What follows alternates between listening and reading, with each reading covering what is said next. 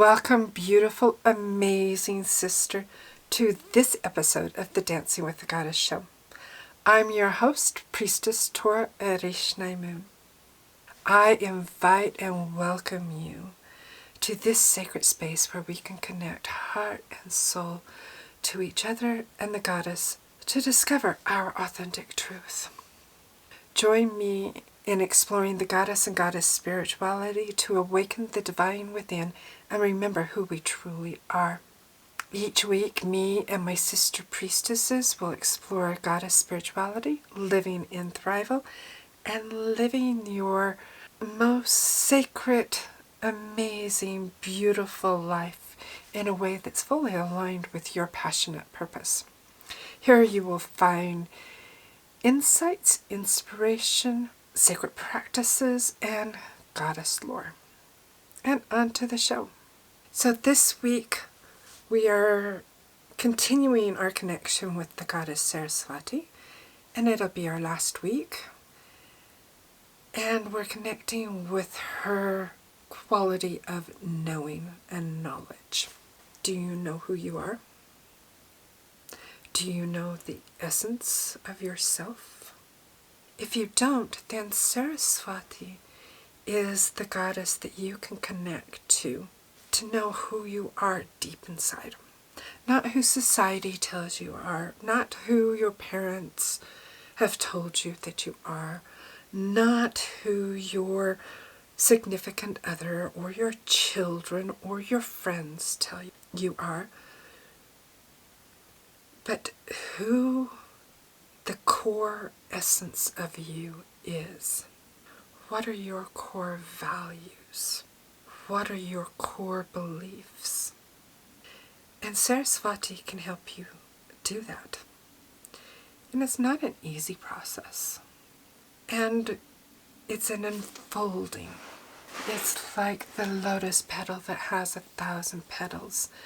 We reveal and open up one petal to reveal something more and something deeper. Or a rose. How a rose has that depth of petals in them that we see further and further into it, as into that heart. And that's what we're here on this earth to do, is to uncover and to know deeply our essence of ourselves. And that's S with a capital. Our souls. We're not here to prove ourselves. We're here to learn about ourselves. And learn about ourselves as we interact with other people. As we raise our children, if we do that. As we connect with our pets. As we are in relationships with a significant other. As we do work. All of that, my sister, is teaching us who we are and teaching us about ourselves. Because the only thing you are going to be taking with you when you leave this world and go wherever you believe it is that you go, only thing you are going to take with you, my sister, is yourself. So you need to know who you are. And then you'll incorporate that and reincarnate in another body, whether it's here on this planet or someplace else, to learn more about yourself, more about who you are.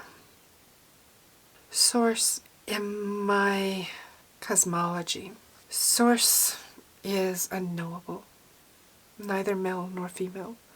The goddess and the god are the avatars of Source. And they show us and guide us in what is possible. The god and the goddess are that perfected form of the divine masculine, the divine feminine. And they show us what's possible within humanity and where we can grow.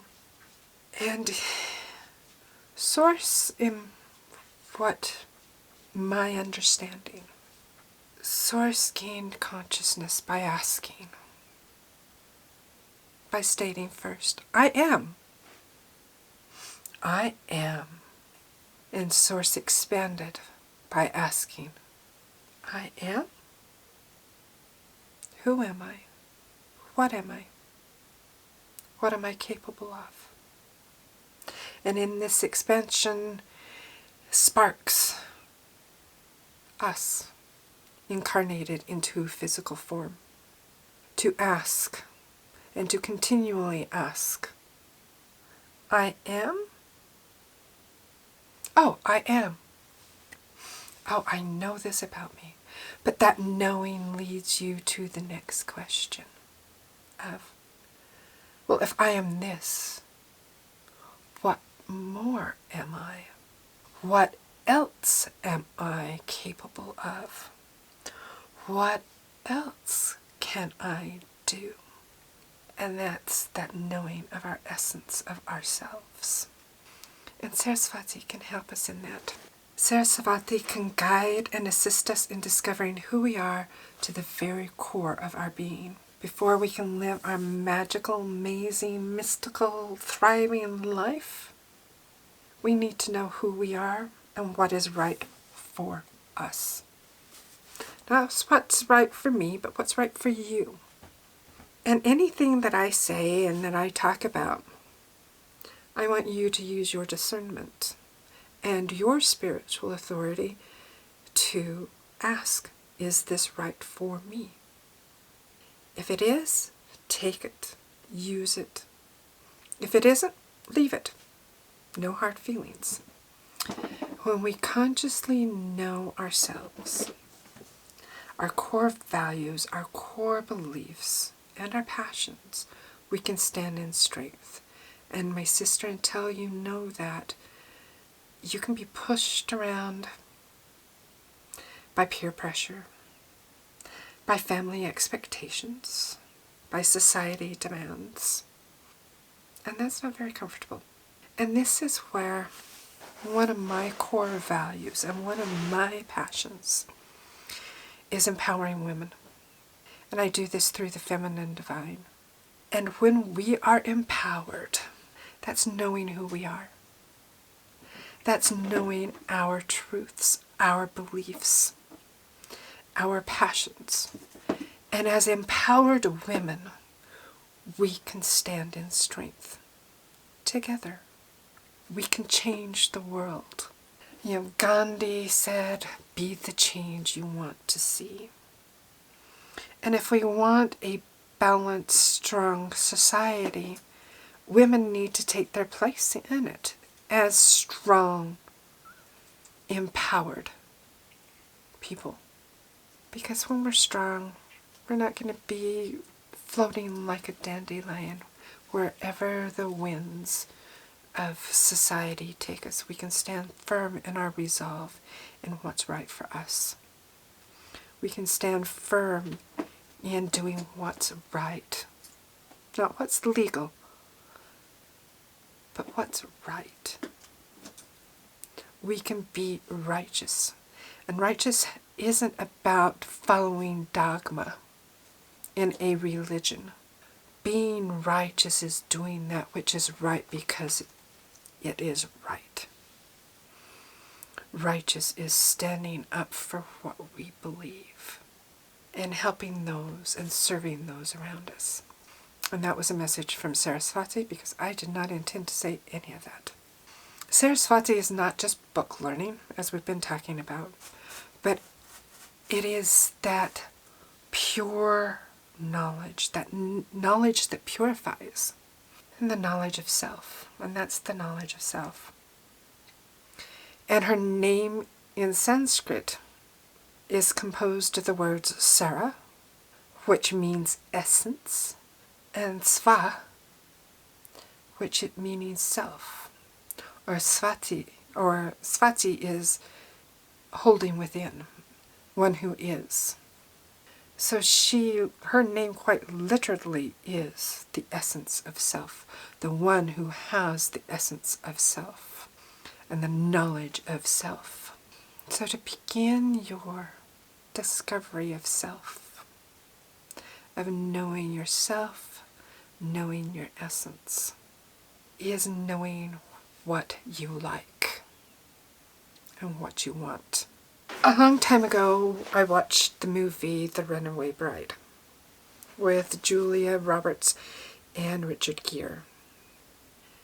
And one of the scenes that has stuck with me after all these years, and it's been years since I've seen it, the scene that has stuck with me is where Richard Gere and Julia Roberts are in a diner ordering breakfast. And Richard Gere's character points out to Julia Roberts that she doesn't even know who she is enough, that she doesn't even know how she likes her eggs. Because she didn't know herself, whatever guy she was with, that's how he liked his eggs, that's how she liked her eggs. If she was with this guy and he liked scrambled eggs, well, scrambled eggs were her favorite. This guy over here, he liked them hard-boiled, so that's how she ate her eggs. This guy over here liked them sunny side or poached. Whatever. Whoever she was with, that's how she liked her eggs, because she didn't know herself. And that's always stuck with me. So I invite you, my sister, what kind of eggs do you like? Make sure that you know what you like. And we find this by contrast. If you've done any work with the law of attraction, and with Esther Hicks, she's always talking about contrast, because that's the way that we refine what we want and what's right for us. We can start with a broad statement of, I want a new car. Well, there's thousands of makes of cars. Do we want a truck? Do we want an SUV? Do we want a convertible? Do we want a 4-door, 2-door? Do we want a hatchback? You've got all these choices. And that's the way it is with life. We have all these choices that we have to continually refine what is right for us and what we like and what we want. So we're looking around at the cars and we see, no, trucks are just too big. I don't want a truck. I don't want to try and park the beast. Believe me, I've had a big truck. They're a bitch to park. Or, I've got kids, so I want a minivan or a big SUV. And so when you make that choice of saying, I want a big SUV, guess what happens? You're driving along and you see big SUV, big SUV, big SUV. They were there all the time. You just weren't in vibrational alignment with them, so you didn't notice them. And then you refine your desire further with, I want a white one, I don't want black. Guess what you see? Hardly ever see any black SUVs. You see white one here, white one there, and a white one there. And that's helping you refine and be very clear. So I invite you to connect with Saraswati this week in meditation every day, asking, I want to know who I am. What are my core values and beliefs? Then close your eyes and direct your attention to the core of you. And I find that here, it's not your third chakra. It's a little bit higher than that.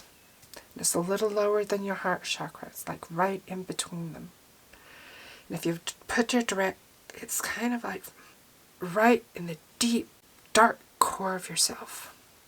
So when I'm doing this, I like to, get where you can see, put my hand on that spot there, and then on my high heart. And my high heart, and your high heart is between your throat chakra and your heart chakra. Just above your boobs. And the other one's just below your boobs. And ask that question. Who am I? What are my core beliefs? And holding it there, you're holding yourself. and just let those answers percolate up to the surface of your conscious mind. And if you do this every day, you might start to see the answers might not come immediately because you've got some internal blocks and some limiting beliefs that you might need to clear and that the energy might have to work around. But keep focusing on that question and allow any thoughts, ideas, images, sensations to bubble up. And as you go through your day, pay attention. Pay attention to what shows up in your Facebook feed. Pay attention to what news articles come up for you. Pay attention to what comments trigger you, positively or negatively.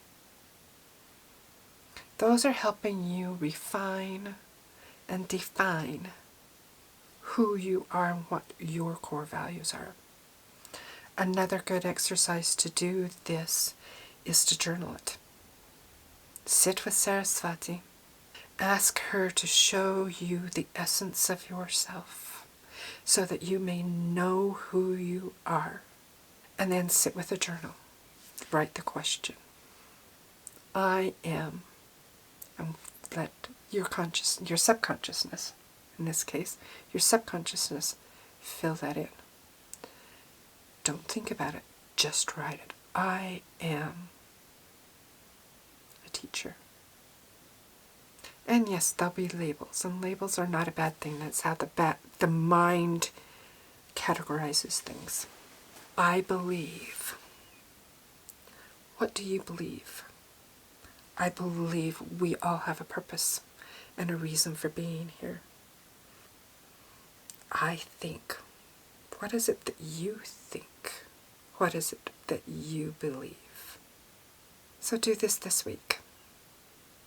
And I invite you to express in our Facebook community group what you discovered about yourself. Thank you, thank you, thank you for being part of my community and taking this time out of your busy day to listen to this podcast or watch this video. I truly, truly do appreciate you.